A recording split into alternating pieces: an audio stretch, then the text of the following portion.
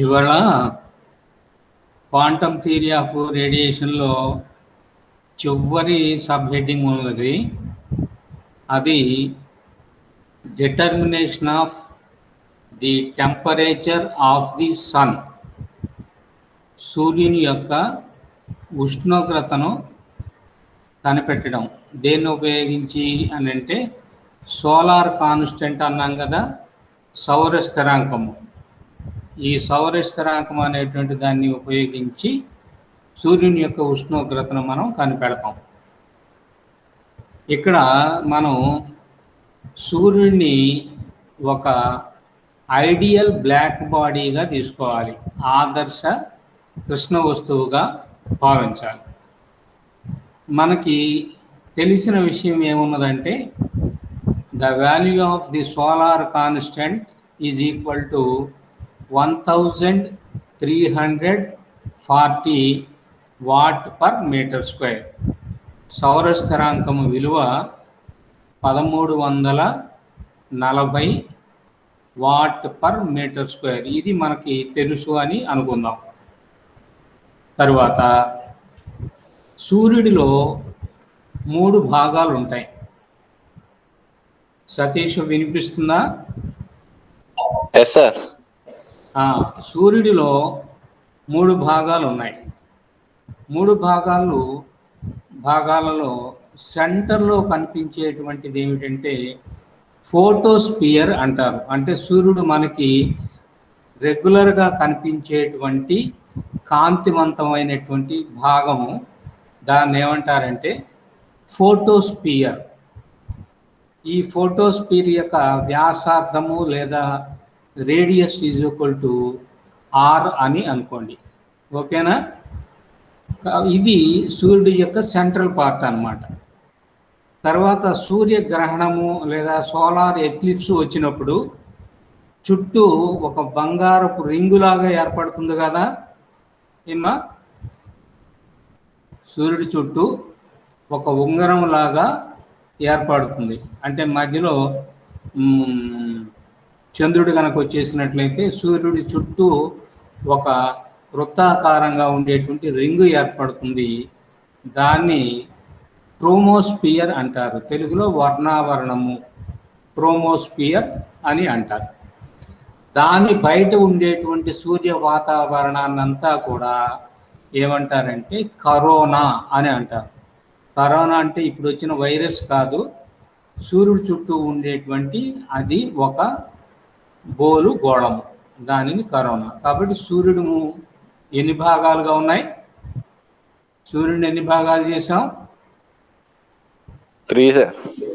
మధ్యలో భాగం photosphere.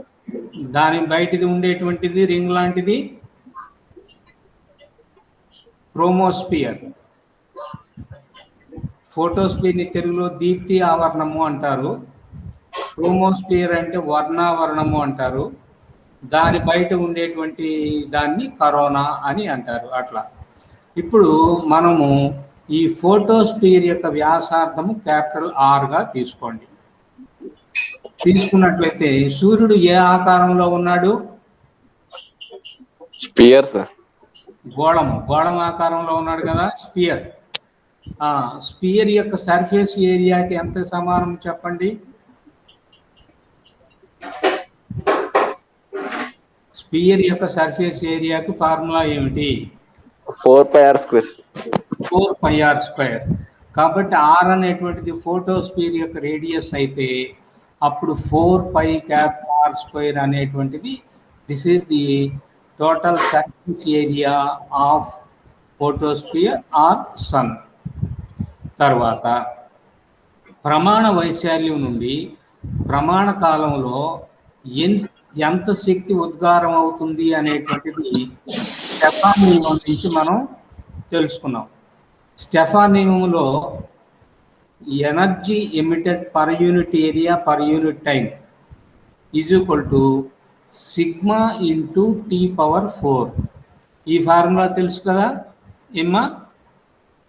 Yes sir. ఇది ఏ నియమం నుంచి రాబట్టాం?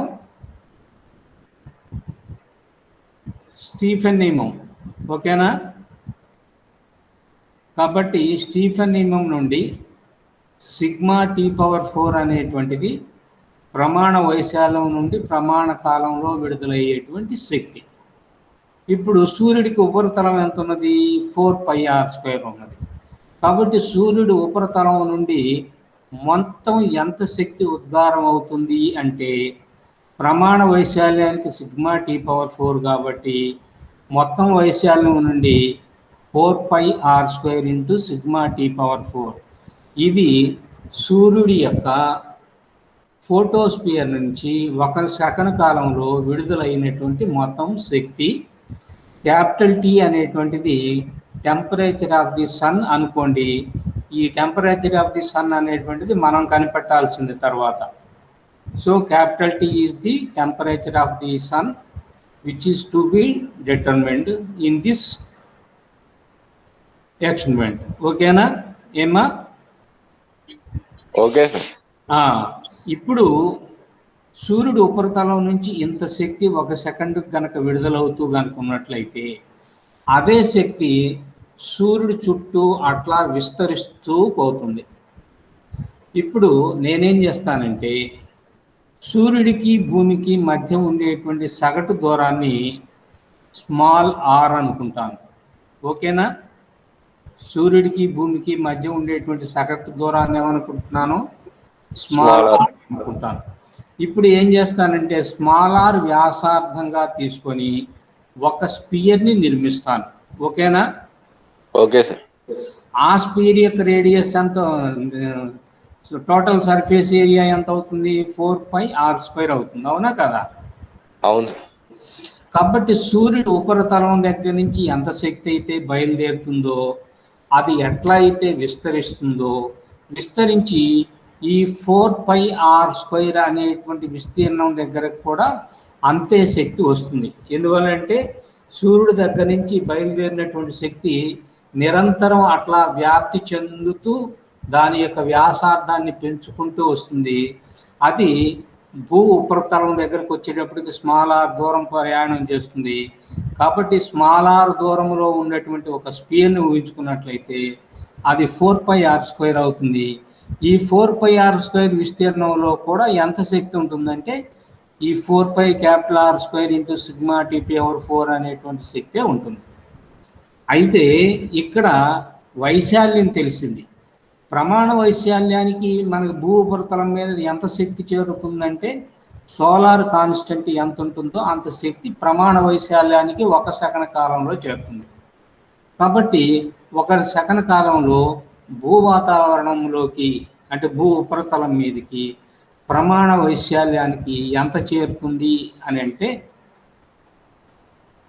ఎస్. మొత్తం 4πr² వైశాల్యం మీద ఎంత శక్తి చేరుతుందంటే 4πr² ఇంటూ ఎస్. కాబట్టి సూర్యుడు ఉపరితలం దగ్గర నుంచి బయలుదేరింది ఈక్వేషన్ 1. తర్వాత భూమి ఎంత దూరంలో ఉందో సూర్యుడి నుంచి అంత దూరంలో మొత్తం శక్తి చేరింది ఈక్వేషన్ నెంబర్ 2. కాబట్టి సూర్యుడి దగ్గర నుంచి ఎంత బయలుదేరిందో అంటే స్మాల్ ఆర్ దగ్గర నుంచి ఎంత బయలుదేరి క్యాపిటల్ ఆర్ దగ్గర నుంచి ఎంత బయలుదేరిందో స్మాల్ ఆర్ దగ్గరికి చేరేటప్పటికి అంతే శక్తి మళ్ళీ ఈ స్పియర్ నిండా కూడా చేరుతుందన్నమాట. అప్పుడు 2 ఈక్వేషన్లు అంటే సూర్యుడి దగ్గర నుంచి బయలుదేరిన శక్తి భూ వాతావరణం ఎంత దూరంలో ఉందో అంత దూరము వ్యాసార్థంగా కలిగినటువంటి గోళము యొక్క ఉపరితలం మీదకి చేరినటువంటి శక్తి, ఇవి 2 సమానాలు. 1, 2 ఈక్వేషన్లు. అప్పుడు ఈక్వేషన్ 2లో ఏమో సోలార్ కాన్స్టెంట్ ఉన్నది, తర్వాత ఈక్వేషన్ 1లో ఏముంది? టెంపరేచర్ అనేటువంటిది ఉన్నది. ఇప్పుడు ఈ రెండింటిని ఈక్వేట్ చేసినట్లయితే అప్పుడు ఇటువైపు 4πకి ఇటువైపు 4πకి 2 క్యాన్సిల్ అయిపోతాయి. 4πలు పోయినాయి. 4π పోయిన తర్వాత ఇటు రైట్ సైడ్ని టీ పవర్ 4 ఉంచాను. ఇదిగోండి టీ పవర్ 4 ఉంచేసి ఇంకా ఇవి r² ఇటువైపు తీసుకొచ్చాను, సిగ్మాను కూడా ఇటువైపు తీసుకొచ్చాను. ఇప్పుడు small r² by capital R². అది ఎట్లా రాశాను? Small R by capital R whole స్క్వేర్గా రాశాను. తర్వాత ఇంటూ ఎస్, ఈ సిగ్మాని ఇటు తీసుకొస్తే బై సిగ్మా అవుతుంది, ఇంటూ ఎస్ బై సిగ్మా. కాబట్టి T power 4 is equal to small R by capital R whole square into S by sigma. ఇది టీ పవర్ 4 వాల్యూ, అంటే టీ యొక్క 4వ ఘాతాంకం విలువ అనమాట. ఇప్పుడు నాకు టీ కనుక కావాలనుకున్నట్లయితే దీనికి 4th పవర్ రూట్ తీసుకోవాలి. అదిగో చూడండి, capital T is equal to small R by capital R whole square into S by sigma. ఈ మొత్తానికి కలిపి హోల్ పవర్ 1/4 అనేటువంటిది వేయాలి. అట్లా వేసినట్లయితే సూర్యుడి యొక్క ఉష్ణోగ్రత ఎంత అన్న విషయం తెలుస్తుంది. అంతవరకు అర్థమైందా? Yes sir. కాబట్టి మీరు ఇక్కడ ఫండమెంటల్గా గుర్తుపెట్టుకోవాల్సింది ఏమిటంటే సూర్యుడి ఉపరితలము గోళాకారంగా ఉంది, దాని ఉపరితల వైశాల్యం 4π², అది ఉద్గారము చేసేటువంటి శక్తి 4πr² sigma T power 4. Capital T అనేటువంటిది ఏమిటి? అబ్సల్యూట్ టెంపరేచర్ లేదా కెల్విన్ మానంలో దాని యొక్క ఉష్ణోగ్రత, సూర్యుడి ఉపరితలం యొక్క ఉష్ణోగ్రత, అది గుర్తుపట్టుకోవాలి. అదే శక్తి సూర్యుడి చుట్టూ కూడా ఏమవుతుంది? వ్యాప్తి చెందుతూ ఉంది. మనం ఎక్కడ తీసుకుంటున్నాము? ఎక్కడైనా తీసుకోవచ్చు. వ్యాప్తి చెందుతున్నప్పుడు ఏ క్షణంలో అయినా తీసుకోవచ్చు. భూ ఉపరితలానికి చేరేటువంటి క్షణంలో ఎంత శక్తి వస్తుంది అంటే అప్పుడు నేను తీసుకోవాల్సినటువంటి వ్యాసార్థం ఎంత అంటే స్మాల్ ఆర్. స్మాల్ ఆర్ అనేటువంటిది సూర్యుడికి భూమికి మధ్య ఉండేటువంటి సగటు దూరం. ఓకేనా? ఆ దూరం వ్యాసార్థంగా చేసుకుంటే ఏమొస్తుంది? సూర్యుడి కేంద్రంగా చేసుకొని స్మాల్ ఆర్ వ్యాసార్థంగా చేసుకొని ఒక గోళాన్ని కనుక నిర్మించినట్లయితే అది భూ ఉపరితలాన్ని టచ్ చేస్తూ సూర్యుడి చుట్టూ గోళం ఏర్పడుతుంది అన్నమాట.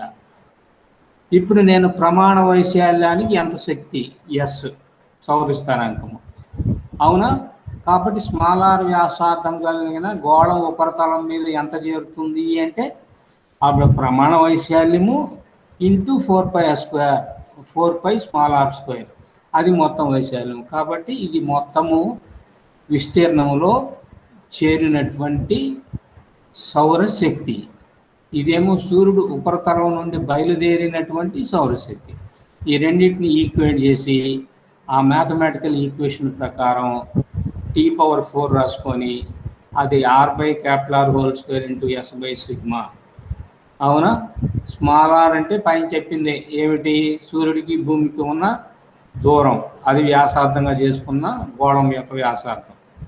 తర్వాత క్యాపిటల్ ఆర్ అనేటువంటిది సూర్యుడి యొక్క ఫోటోస్పియర్, దీప్తి ఆవరణం అన్నాను కదా, దాని యొక్క వ్యాసార్థం. ఎస్ అనేటువంటిది ఏమిటి? సౌర స్థిరాంకము. సిగ్మా అనేటువంటిది ఏమిటి? స్టెఫాన్స్ కాన్స్టెంట్ లేదా స్టీఫెన్ స్థిరాంకము. ఇది టీ పవర్ 4 విలువ కాబట్టి టీ విలువ రావాలంటే దీనికి 4th పవర్ రూట్ తీసుకున్నాను. అది R by R capital R whole square into S by sigma. ఈ మొత్తానికి కలిపి హోల్ పవర్ 1/4 అని చెప్పి రాశాను. అంతవరకు అర్థమైందమ్మా? ఎస్ సార్, అర్థమైంది. ఇప్పుడు మనం ఈ చాప్టర్ పూర్తయిపోయింది. ఓకేనా? మనం ఈ చాప్టర్లో అసలు ఏమేమి చదువుకున్నామో ఒక్కసారి చెప్పుకుందామా?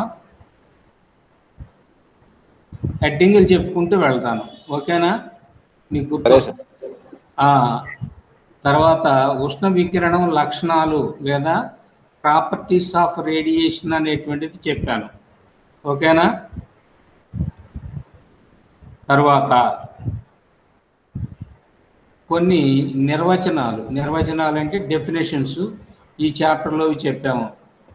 టోటల్ ఎనర్జీ మొత్తం శక్తి, తర్వాత స్పెక్ట్రల్ ఎనర్జీ ఏకవర్ణ శక్తి U-λ, తర్వాత మొత్తం శక్తి సాంద్రత టోటల్ ఎనర్జీ డెన్సిటీ, తర్వాత ఏకవర్ణ శక్తి సాంద్రత స్పెక్ట్రల్ ఎనర్జీ డెన్సిటీ, తర్వాత మొత్తము ఉద్గార సామర్థ్యము టోటల్ ఎమిసివ్ పవర్, మొత్తము శోషణ సామర్థ్యము టోటల్ అబ్జార్ప్టివ్ పవర్, ఏకవర్ణ ఉద్గార సామర్థ్యము స్పెక్ట్రల్ ఎమిసివ్ పవర్, అలానే ఏకవర్ణ శోషణ సామర్థ్యము, స్పెక్ట్రల్ అబ్జార్ప్టివ్ పవర్, ఇవన్నీ కూడా మనం డెఫినేషన్లో ఒక్కొక్కటి చెప్పుకున్నాం.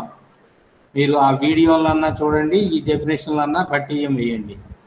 తర్వాత బ్లాక్ బాడీ అంటే ఏమిటో నిర్వచించాం, దాని యొక్క ప్రాపర్టీస్ ఏమిటో కూడా చెప్పేశాం.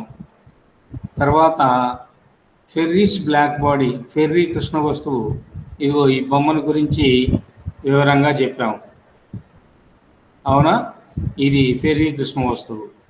అది అయిపోయిన తర్వాత energy distribution of black body, కృష్ణ వస్తువు ఉష్ణ వికిరణ వితరణ, ఇది ల్యూమర్ అండ్ ప్రింగ్షీమ్ ఎక్స్పెరిమెంట్. ఇది మనం ఎక్స్పెరిమెంట్ని ఎక్స్ప్లెయిన్ చేసాం. తర్వాత ఈ కర్వ్స్ గురించి చెప్పుకున్నాం, వాటి లక్షణాలు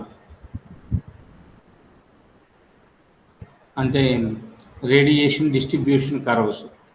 తర్వాత రేడియేషన్ లాస్, కిర్కాఫ్ లా ఒకటి, స్టెఫాన్స్ బోల్ట్జ్మన్ లా ఒకటి, తర్వాత వీన్స్ డిస్ప్లేస్మెంట్ లా లేదా వీన్స్ స్థానభ్రంశ నియమం అనేటువంటిది ఒకటి, తర్వాత వీన్స్ ఫార్ములా, వీన్స్ సమీకరణం అనేటువంటిది ఒకటి, ర్యాలీ జీన్స్ లా అనేటువంటిది ఒకటి, తర్వాత ప్లాంక్స్ లా అనేటువంటిది ఒకటి. ఈ 6 నియమాలు చదువుకున్న తర్వాత వీన్ స్థానభ్రంశ నియమము లేదా వీన్స్ డిస్ప్లేస్మెంట్ లాని lambda M into capital T equal to స్థిరాంకము అనేటువంటి దాన్ని ఉద్గారం చేసాం, డెరైవ్ చేసాం. లాంబ్డా ఎం అని అంటే ఏమిటంటే మోస్ట్ ప్రాబబుల్ వేవ్ లెంగ్త్, అంటే ఏ వేవ్ లెంగ్త్ దగ్గర అయితే గరిష్ట శక్తి విడుదలవుతుందో బ్లాక్ బాడీ నుంచి, దాన్ని లాంబ్డా ఎం అంటాం.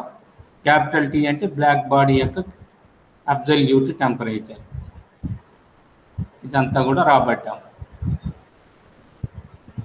తర్వాత ర్యాలీ జీన్స్ లా, దీనికి కూడా మనం సమీకరణం అనేటువంటి దాన్ని ఉత్పాదన చేసాం. ఇది విద్యుదయస్కాంత సిద్ధాంతము, ఎలక్ట్రోమాగ్నెటిజం మీద, తర్వాత గణాంక యాంత్రిక శాస్త్రము, స్టాటిస్టికల్ మెకానిక్స్ మీద ఆధారపడి ఈ దీంట్లో మనం వేరువేరు స్వతంత్ర రీతులు, అవునా, స్వేచ్ఛా రీతులు అనేటువంటి కంపనాలను గురించి, అవి ఎన్ని కంపనాలు ఉంటాయి, number of modes of vibration అనేటువంటిది మనం రాబట్టాము. ఒక్కొక్క మోడ్ ఆఫ్ వైబ్రేషన్కి కేటీ అనేటువంటి శక్తి ఉంటుందని చెప్పి అదిగో ఇవి మొత్తము ఇవి కంపన రీతుల సంఖ్య. తర్వాత ఒక కంపన రీతికి ఉండేటువంటి శక్తి విలువ, ఈ రెండింటిని మల్టిప్లై చేసి 8π kT/λ⁴ ఇంటూ d లాంబ్డా అనేటువంటిది రాబట్టాము. అది ఈ లాంబ్డా డి లాంబ్డాకి సమానం. ఇది తక్కువ వేవ్ లెంగ్త్స్కి బాగా ప్రాక్టికల్ విలువలతోటి ఏకీభవిస్తుంది. తర్వాత ప్లాంక్ వికిరణ నియమం అని చెప్పేసాం, అది రాబట్టాం. తర్వాత ప్లాంక్ నియమం నుంచి ఏం చేసామంటే ఒక డోలకాలకి, ఒక ఆసిలేటర్కి ఉండేటువంటి శక్తిని రాబట్టాం. అవునా, ఆ శక్తి ఈ lambda d lambda is equal to 8πhc/λ⁴ into 1/e⁻hc/λ⁻kT-1 into న్యూమరేటర్లో డి లాంబ్డా అనేటువంటిది మనం రాబట్టినటువంటిది. తర్వాత మనం తక్కువ తరంగ దైర్ఘ్యాలకైతే ప్లాంక్ సూత్రం నుండి వీన్ సూత్రాన్ని రాబట్టాము. అదే రకంగా ఎక్కువ తరంగ దైర్ఘ్యాలు కనుక అయినట్లయితే ప్లాంక్ నియమం నుండి ర్యాలీ జీన్స్ నియమాన్ని రాబట్టాం. ఓకేనా? తర్వాత పైరోమీటర్లు అంటే ఏమిటో చెప్పాం. పైరోమీటర్లలో 2 రకాలు, టోటల్ రేడియేషన్ పైరోమీటర్స్ లేదా ఆప్టికల్ పైరోమీటర్ లేదా స్పెక్ట్రల్ పైరోమీటర్. మనకి సిలబస్లో ఉన్నది ఒక స్పెక్ట్రల్ పైరోమీటరు. అవునా, ఆ స్పెక్ట్రల్ పైరోమీటర్ ఏమిటంటే డిసప్పేరింగ్ ఫిలమెంట్ ఆప్టికల్ పైరోమీటర్ అనేటువంటి దాన్ని చెప్పుకున్నాం. ఓకేనా? తర్వాత ఇదంతా అయిపోయిన తర్వాత సౌర స్థిరాంకము సోలార్ కాన్స్టెంట్కి డెఫినేషన్ ఏమిటో చెప్పేసిన తర్వాత యాంగ్స్ట్రామ్ పైర్ హీలియోమీటర్ అనే దాని ద్వారా సోలార్ కాన్స్టెంట్ని కనిపెట్టడం, సౌర స్థిరాంకం ఎట్లా కనిపెడతాం అనేటువంటిది ఈ ప్రయోగం యాంగ్స్ట్రామ్ పైర్ హీలియోమీటర్. దీని నుంచి మనం లాస్ట్ క్లాస్లో కనిపెట్టాము. ఇక ఈ క్లాస్కి వచ్చేసేటప్పటికి సూర్యుని యొక్క ఉష్ణోగ్రతను సోలార్ కాన్స్టెంట్ను ఉపయోగించి మనం ఇవాళ క్లాస్లో capital T absolute temperature of the sun కనిపెట్టేసాం. అంతవరకు అర్థమైనట్లేనా? Yes sir. ఏమన్నా 1-2 ప్రాబ్లమ్స్ చేద్దామా? మీ దగ్గర పెన్ పేపర్ ఉన్నాయా? ఇప్పుడా సార్? ఇప్పుడు ఇంకా టైం ఉన్నది కదా, హాఫ్ అన్ అవర్ అయింది. కనీసం 1-2 ప్రాబ్లమ్స్ అన్నా చేద్దామని. సరే సార్. పెన్ను పేపర్ తీసుకుంటారా?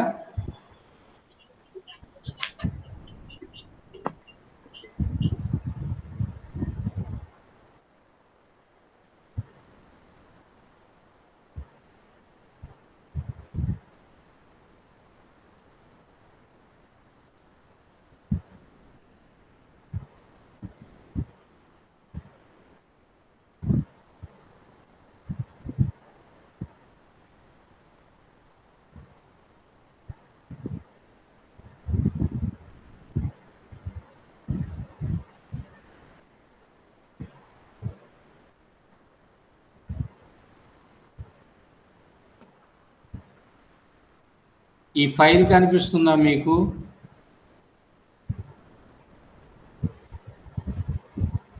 సతీష్ కనిపిస్తుంది. మీకు ఇద్దరికి తెలుగు ఇంగ్లీషు ఇద్దరు ఉన్నారు కదా, ఇద్దరికి చెప్పాలా?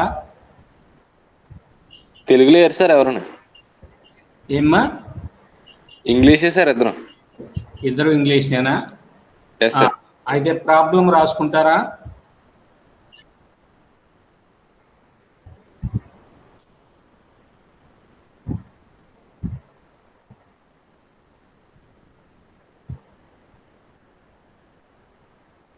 ఏం సతీష్? రాసుకుంటాం sir. Determine the temperature of the sun. Light ఇంకా ఆకలిద్దా మిమ్మల్ని కాదు sir. Determine the temperature of sun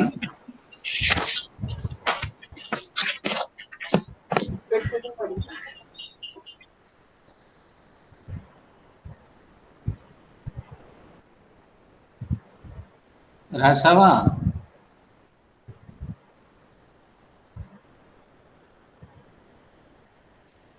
అమ్మాయి ఎవరున్నారు? ధనలక్ష్మినా జాహ్నవినా? జాహ్నవి రాస్తున్నావా? రాస్తున్నా sir. Determine the temperature of sun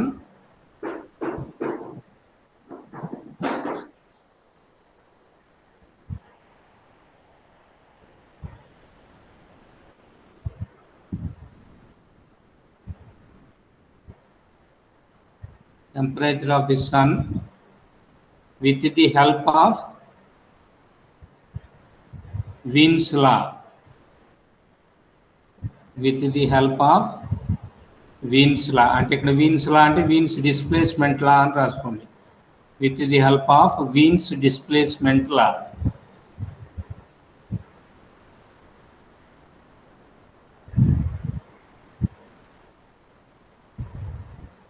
Given that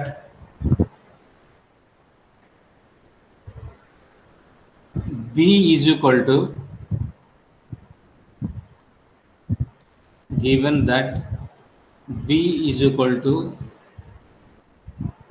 2.92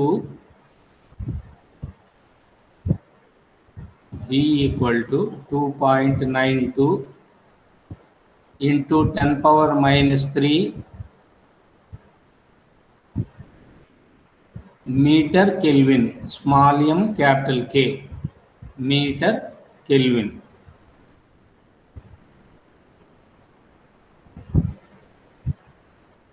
అంటే ల్యాండా ఎం ఇంటూ క్యాపిటల్ టీ వచ్చింది కాబట్టి ల్యాండా ఎంకేమో మీటరు వేవ్ లెంగ్త్ కదా. తర్వాత క్యాపిటల్ టీ అంటే అబ్జల్యూట్ టెంపరేచరు, దానికేమో కెల్విన్. కాబట్టి B is equal to 2.92 into 10⁻³ metre kelvin. Full stop పెట్టండి. తర్వాత most probable wavelength lambda M is equal to maximum wavelength అన్నాడు, అది మ్యాక్సిమం వేవ్ లెంగ్త్ అని అనకూడదు. వేవ్ లెంగ్త్ మ్యాక్సిమం కాదు కదా, this is the wave length at most probable energy. కాబట్టి most probable wave length అంటారు. That is equal to 4900 angstrom units. రాశారా? రాసాం సార్. ఇప్పుడు దాంట్లో మనకి ఏమి ఇచ్చారు అనేది చూడండి. వేవ్ లెంగ్త్ ఇచ్చాడు. వేవ్ లెంగ్త్ ఎంత?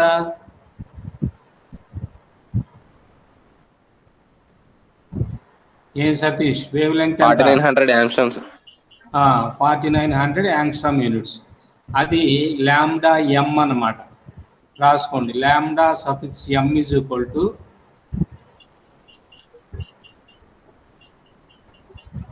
lambda m is equal to 49,000 angstrom units.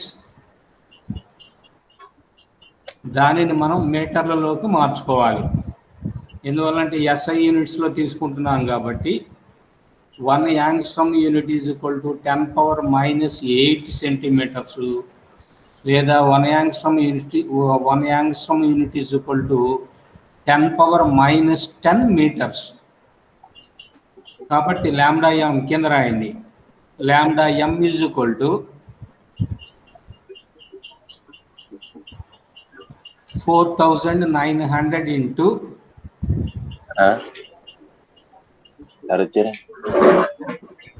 Light दिया है 4900 इंटू 10⁻⁻10 మీటర్స్. సరే సార్. రాశారా? రాశాం సార్. కాబట్టి ఏం రాశారు? ల్యాండా ఎం రాశారా? ల్యాండా ఎం రాశాం సార్. Lambda M is equal to 4900 into 10⁻⁻10 metres. ఓకేనా?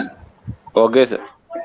తర్వాత కింద ఇక్కడ Wien's constant B is equal to, అది కూడా ఇచ్చాడు కదా, Wien's constant B is equal to 2.92 into 10⁻³ metre kelvin.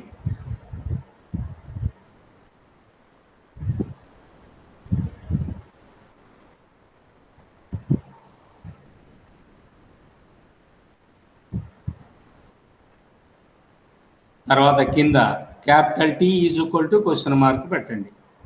ఓకేనా? Capital T is equal to question mark. దాని కింద ఏం రాస్తారంటే వీన్ స్థానభ్రంశ నియమము ప్రకారము అకార్డింగ్ టు వీన్స్ డిస్ప్లేస్మెంట్ లా అని రాయండి.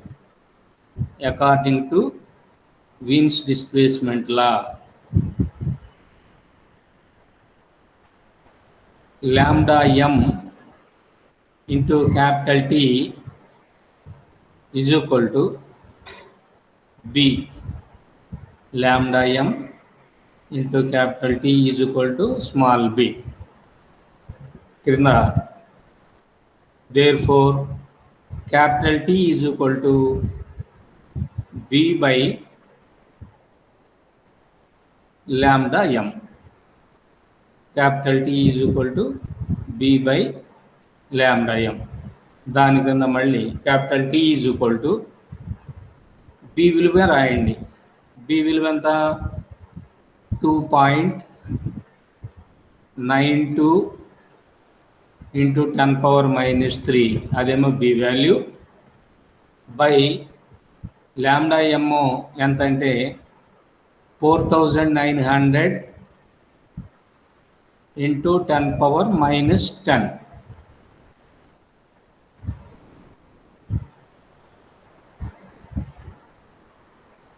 రాశారమ్మా? అది క్యాలిక్యులేట్ చేస్తారా?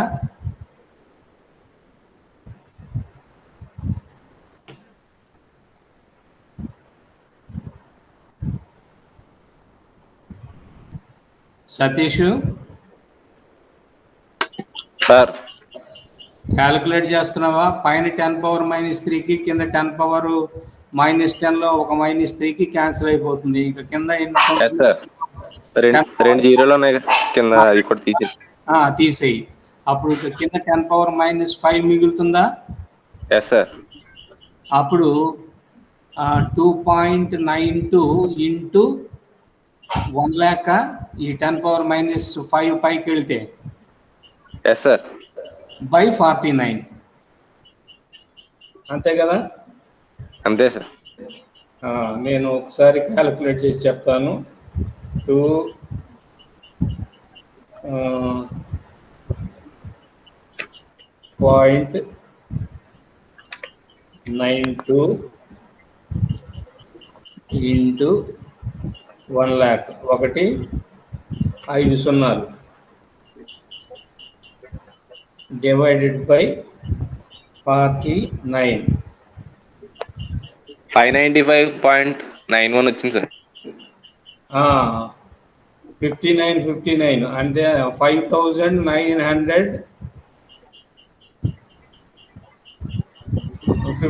అంతే కదా? 595.91 వచ్చింది సార్ నాకు. 5,959 అవునా కదా? Yes sir. 5,959. అది క్యాపిటల్ టీ. క్యాపిటల్ టీ అంటే దానికి యూనిట్స్ ఏముంటాయి చెప్పు? Kelvin sir. కెల్విన్. ఎందువల్ల? టెంపరేచర్. టెంపరేచర్ డిగ్రీ సెంటిగ్రేడ్ కావచ్చు కదా, కానీ ఇది క్యాపిటల్ టీ కదా. Yes sir. కాబట్టి క్యాపిటల్ టీ అనేటువంటిది అబ్సల్యూట్ టెంపరేచర్ కాబట్టి దానికి కెల్విన్ మానంలోనే ఉంటుంది. అదే స్మాల్ టీ కనుక అయినట్లయితే డిగ్రీస్ సెంటిగ్రేడ్లో ఉంటుంది. ఓకేనా సార్? ఆన్సర్ ఎంత అయింది సార్ ఇప్పుడు? 5,959. Yes sir. 0.18 అంత ఉందనుకో, అది వదిలేయండి. అంటే ఇప్పుడు ఇక్కడ కనిపించేటువంటి ఆన్సర్ కరెక్ట్ కాదు. ఓకేనా? Okay sir.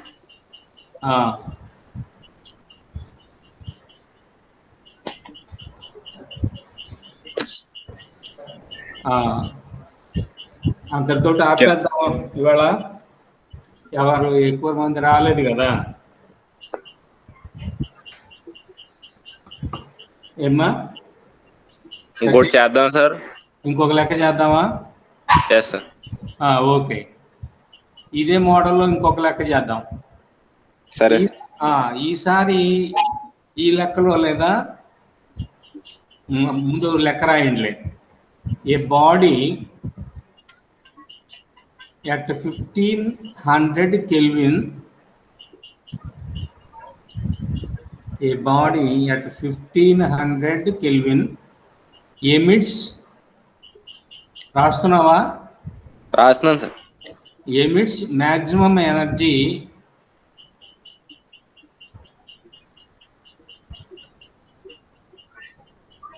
at wavelength 20,000 angstrom units.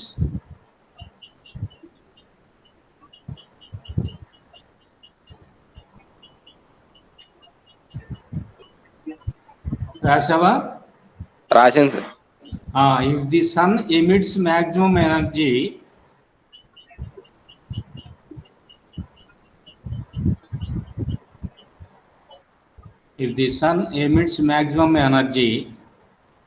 at wavelength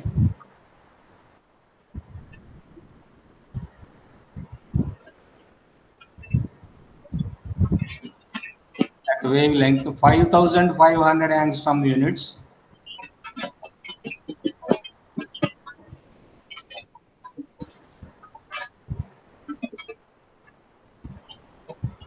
what would be the temperature of the sun?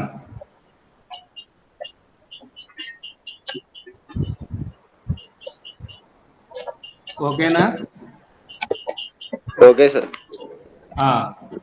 ఇప్పుడు ఏమేమి ఇచ్చాడు అనేది రాద్దాం. ఫస్ట్ది బాడీకి సంబంధించినవన్నీ కూడా 1లు అనుకుందాం. ఓకేనా? Okay sir. సన్కి సంబంధించినవి 2 అనుకుందాం. ఓకే. ఓకే. బాడీ టెంపరేచరు ఎంత? Capital T1 is equal to 1500 K.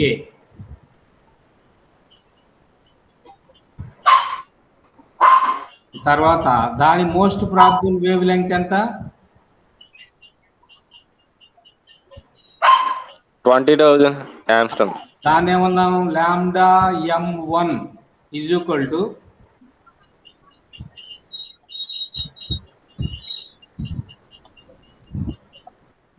Sir ఇప్పుడు మీటర్స్ లో మార్చాలి సార్ దీన్ని. ఇది మార్చినా పర్వాలేదు, మార్చకపోయినా పర్వాలేదు. ఎందువల్లంటే అటు ఇటు కొట్టిపోతుంది. మనం మారుద్దాంలే, ఇప్పుడేం పోయింది. ఓకేనా? సరే సరే. 20,000 angstrom units, that is equal to 20,000 into 10 power minus 10 meters. ఓకేనా? Okay sir.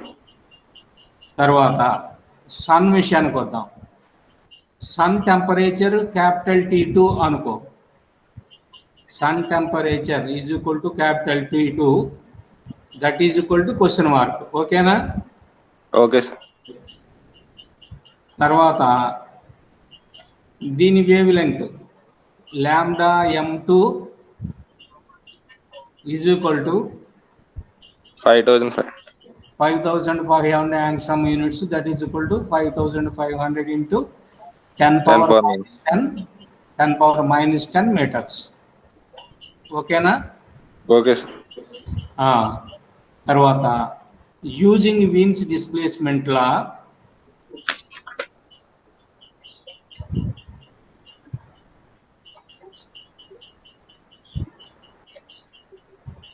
రాసావా? రాస్తున్నాను. Lambda m into capital T is equal to constant, అదే that is equal to B and right. Lambda m into capital T is equal to B, that is equal to constant.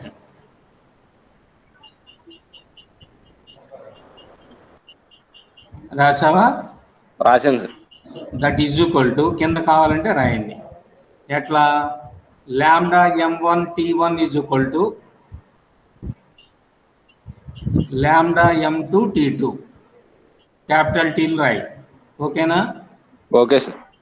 Lambda m1 ఇప్పుడు రెండింటిని compare చేస్తున్నాం sir మనం. అంతే. అవునా?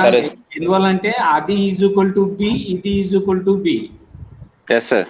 Veins displacement law ప్రకారం lambda m1 T1 is equal to B, lambda m2 T2 is equal to B. అప్పుడు రెండు బీలు అయినప్పుడు రెండు లాంబ్డా m2లు కూడా ఈక్వల్ అవుతాయి కదా. Yes sir. అప్పుడు T2 is equal to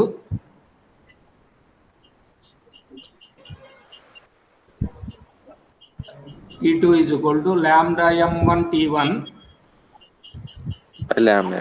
buy lambda m2. అంతేనా? Yes sir. That is equal to 20,000 into 10 power minus 10. అంతేనా? అంతే సార్. 20,000 into 10 power minus 3, sorry, minus 10 into 1,500 by 55,000, sorry, 5,500 into 10 power minus 10. అంతేగా? Yes sir. పైన 10 power minus 10 కి కింద 10 power minus 10 కి పోతుంది. తర్వాత 5,500కి 1,500కి 2 సున్నాలు పోతాయి.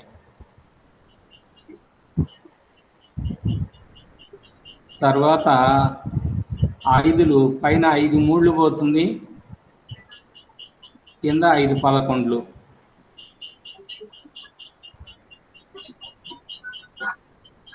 పైన 3 ఇంటూ 20,000 ఎంత అవుతుంది?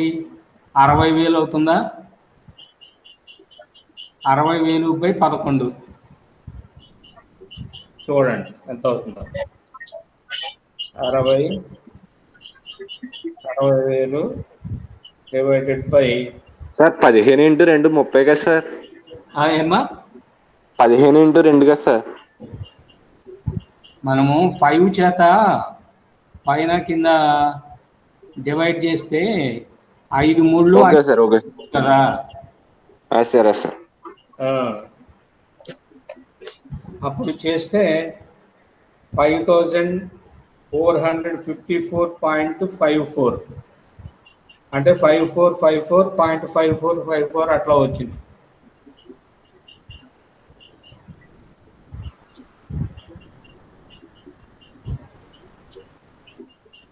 ఓకేనా? Okay sir.